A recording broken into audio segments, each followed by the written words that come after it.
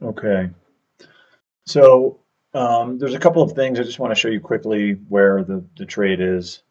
I'm looking for a break of the cloud, as you can see right here on this bar.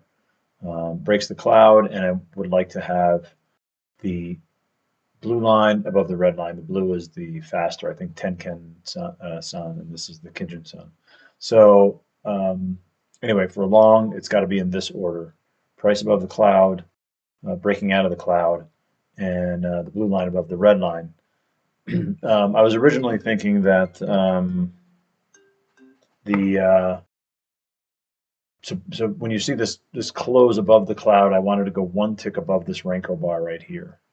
And the way you would know that is you would have an order waiting above the cloud, um, and you'd look back and see, okay, this is where, because these bars print on the same number all the time. So we would know that this bar would print at 36 quarters, so we go at 36 half would be a resting order, um, based on where this top of this cloud is. Another way to do it would just be to say 5 ticks above this cloud, there's an order waiting.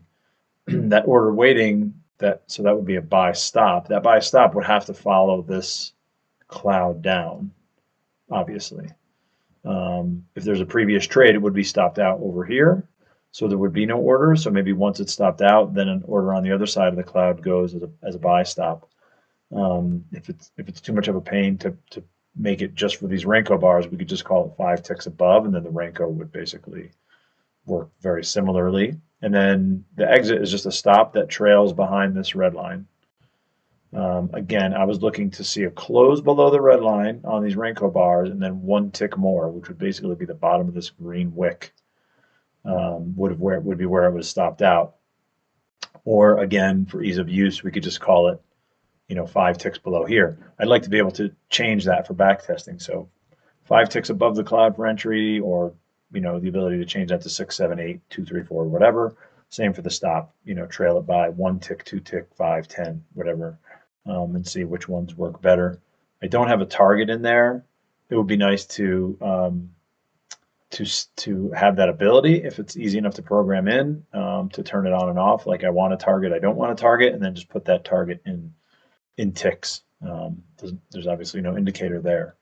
For the Chiku span, basically, which is the white line, that trails by 26 bars, as you know. So my thought was, is there any way to have it so that maybe this trade? I basically want to say I don't want to take this trade unless the Chiku span is maybe above the red and the blue line for a long, or maybe it has to be all the way above the cloud, just for back test ability, or just turn it off and ignore it. That was what I was talking about there. Um, or maybe it's just the all it has to be is above the high price of the bar that it's on at the time. So when we're at this bar closing here, as long as this price is above the high of this bar, then we're free to take the trade. So, again, maybe there's a checkbox. Chiku span must be above price, above the blue, above the red, above the cloud, and then I can check them all, check none of them. I don't know. I don't know how you would program that. Again, the only other issue that I have here is weird entries like this. So here you see that we broke the cloud by 5 ticks, but the red and the blue aren't above each other. But then they cross right here. And so once they cross, the price, is past my entry point.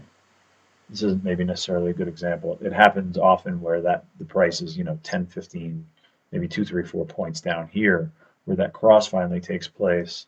See if I can find one. Of course I won't. Oh, here.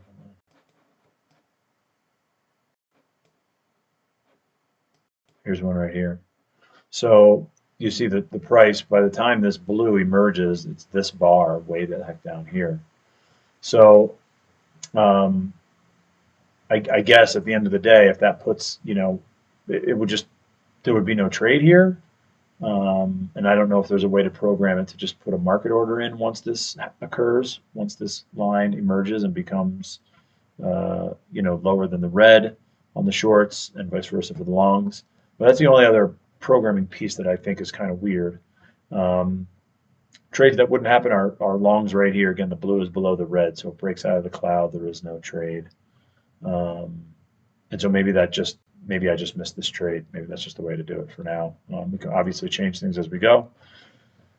So I think that's it. I'll write this out so it's a little bit clearer, but I just wanted to point those couple things out. Alrighty, thanks.